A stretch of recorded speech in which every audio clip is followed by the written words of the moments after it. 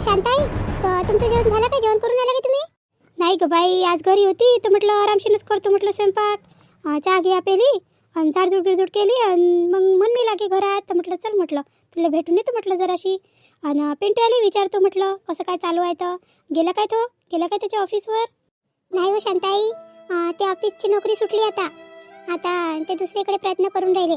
गेले आता, काय काय म्हणते तर तिकडून काय आणते तर समाचार, भेटली का नाही भेटली तर. आता देतो म्हणे रिझ्यूम, म्हणे 2-3 जागा आहे म्हणे. नोकरी सुटली? काऊन काऊन काय झालं? नोकरी गिकरी तर चांगली होती त्याची. आणि काऊन काय झालं, यानं सोडली का तिकडूनच काही झालं? नाही हो, त्याचा जो साहेब होता ना, तो काही चांगल्या स्वभावाचा नव्हता. आणि सुटाई झालं ना, त्याच्यामुळे झालं वाटतं त्याचं काहीतरी. आता ते काय झालं ते काही माहीत नाही, पण आता तिथून निघाले ते, आता दुसऱ्या ठिकाणी प्रयत्न करून राहिले. असं जाऊ दे, कायला टेन्शन घेतं म्हणा. गेली तर गेली, नशिबात नसेल त्याच्या ते काम. आता शिकला सवरला आहे ना बाई तो. शिकल्या सवरल्या माणसाले कुठेही काम भेटते, काही टेन्शन नको घेऊ म्हणा. आता गेला ना, पाय चांगलीच खबर आणतो तिकडून. हो ना, आणली तर पाहिजे. अरे शांताबाईनी, केव्हा आल्या तुम्ही? हो भाऊजी, आताच आली, थोडा वेळ झाला. असं मग आल्यात, आता जेवण करूनच जा. तुमची लाईनी जाऊ स्वयंपाक करून राहिली चुलीवर, मस्त जेवण करून जा. तुम्हाला आठवण येऊन राहिली होती ना कढी गोड्याची, कढी गोडेच करायला लावले तिले. मस्त चुलीवरच्या भाकरी आहे आणि कढी गोडे आहे. आता जाऊ नका, मस्त जेवण गिवण करा आणि मग जा घरी. बाई राधिका, मोठ्या आईने पाणी गिनी दिलं काय? हो हो हो मामाजी, पाणी दिलं.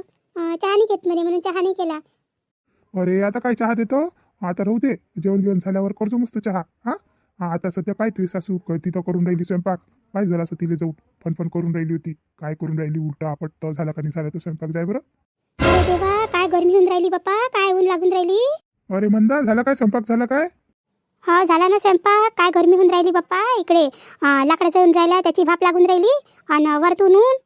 थंडीच्या पायरी, घरात थंडी लागते. आणि चुलीजवळ बाप्पा काय गरम होऊन राहिलं होतं. तुम्ही तिथे एखादा टाकतंय नाही, पालोवालोही नाही टाकत, एखादा कापड टाका ना तिथं आणून. किती गरमी होते तिथं, पाणी गिनी तापवत होतं. बसा लागते तर होऊन जाते, मग सावली गेली होती थोडीशी. बरं टाकून देईन एखादा आणतो बाजारातून कापड आणि टाकून देतो त्याच्यावर. पण झालं ना स्वयंपाक, चल वाढ बरं. भूक लागली आता मला. लय दिवसाच्या बाद तुझ्या हातचं जेवण करून राहिलो मी. हातपाय धुवून येतो, तेव्हापर्यंत ताटा आण तू. काय म्हणता तुम्ही? किती वेळची स्वयंपाक करून राहिली मी. आता मलाच ताटे आणायला होता काय? राधिका, जाय बाई, मी तिथं भाजीचं भांडं ठेवलंय आणि भाकरीने आणल्या, तिथंच भाकरी केल्या तर घेऊन ये. आणि ताट वाढ बरं. आता नाही होत बाई मायाकून, मी पाटे दुखून राहिली आणि घामानं पूर्ण वली झाली मी. वली व्हासाठी आता नाही होत मायाकून. तू वाढून दे आता. बरं आते बाई, मीच आणते. तुम्ही बसा, इथं फॅन लावून देते मी, बसा. माय, ह्या केव्हा आल्या बाप्पा? आणि कायच्या गोष्टी करून राहिल्या होत्या माझ्या सुनीसोबत, आणि मस्त बसल्या ह्या तर. अरे शांताई, कसे काय आलं तुम्ही? कामावर गेले नाही का आज? नाही हो मंदा, आज सुट्टी काढली. आज आपल्या लायकीचं काम नव्हतं म्हणून घरीच राहिली मी. आज काही गेली नाही. तर म्हटलं राधिकाची पिंट्याची आठवण येऊन राहिली होती, तर येतो म्हटलं घराकडून म्हटलं, म्हणून आली होती मी. असं मग जेवण घेऊन झालं काय तर? नाही, स्वयंपाकच नाही केला. सकाळी चहा केला. आता म्हटलं घरीच आहे तर आरामशीर करण म्हटलं, तेच करण गरम आणि जेवण म्हटलं. तर इकडे आली होती तर आता भाऊजी म्हणते काही तर जेवण करून जा म्हणते. मंदानं म्हणते मस्त कढी कोडे बनवले म्हणते, भाकरी केल्या म्हणते चुलीवरच्या, आता इथं जेवण करून जा म्हणते.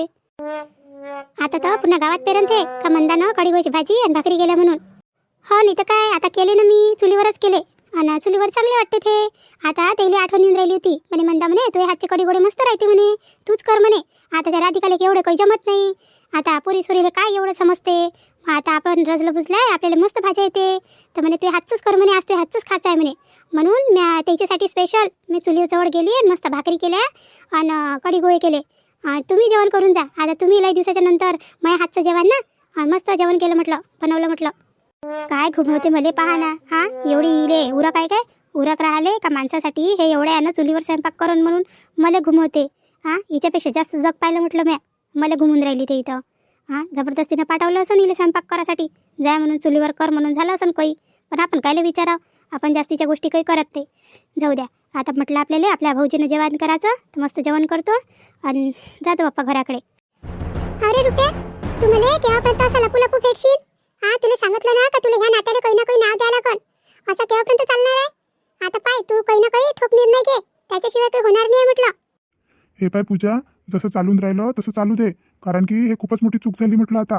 आता तर मला काही समजून नाही राहिलं, मग डोकं काम नाही करून राहिलं, काय करू तर.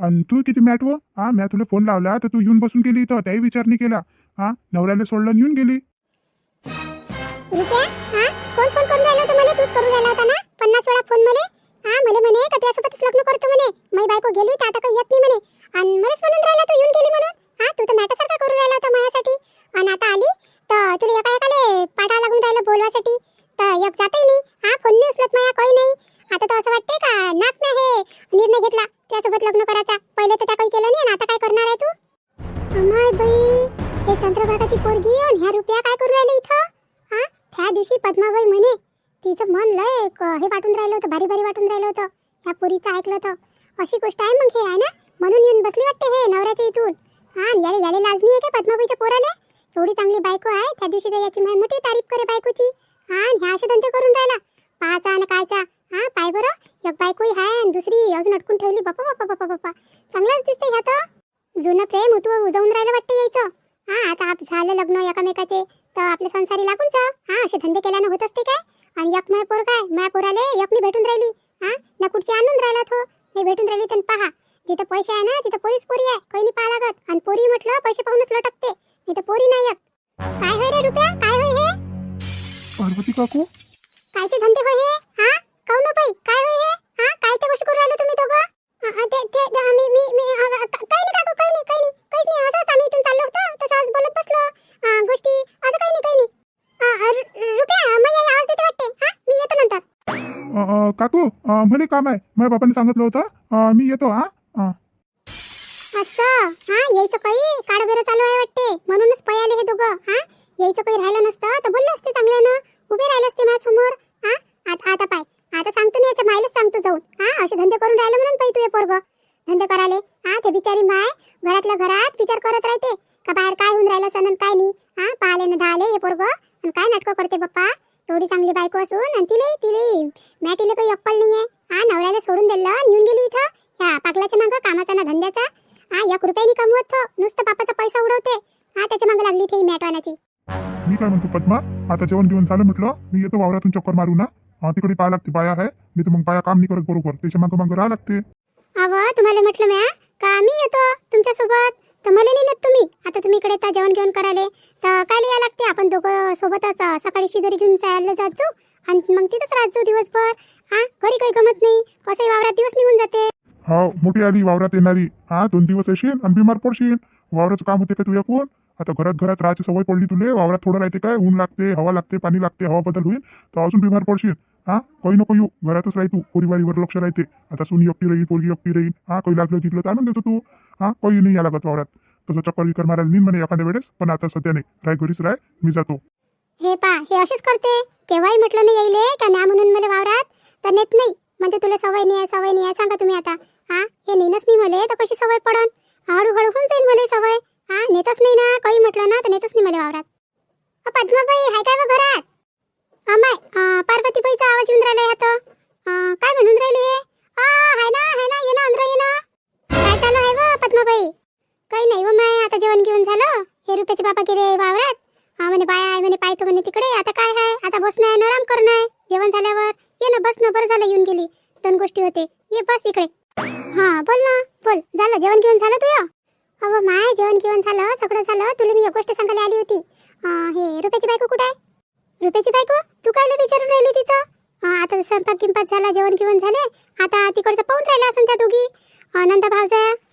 तिचं साफसूफ करून राहिलं असेल किचन मधलं पण काऊन अशी कोण विचारून राहिली तू अहो माय पद्माबाई तुला एक गोष्ट सांगायची आहे त्या पोराचे करीने तुझे पोरगा हुडलं म्हटलं ते हातातून काय हो बाई काय काऊन अशी बोलून राहिली तू काऊन काय झालं अहो बाई मी तिकडे गेली होती त्या शालूबाईच्या इकडे तर तिकडून येता नाही काय मला तुझे पोरगं दिसलं आणि माहिती आहे का तुझे पोरगं कोणासोबत बोलून राहिलं होतं ते चंद्रभागाच्या पोरीसोबत पूजासोबत मस्त भाडून राहिले होते काय करू राहिले होते काय नाही तर आणि मी तिथं गेली तर म्हटलं असे पयाले दोघे जण का त्याला बोलणं नाही सुधरून राहिलं होतं एक इकडे गेला आणि एक इकडे गेली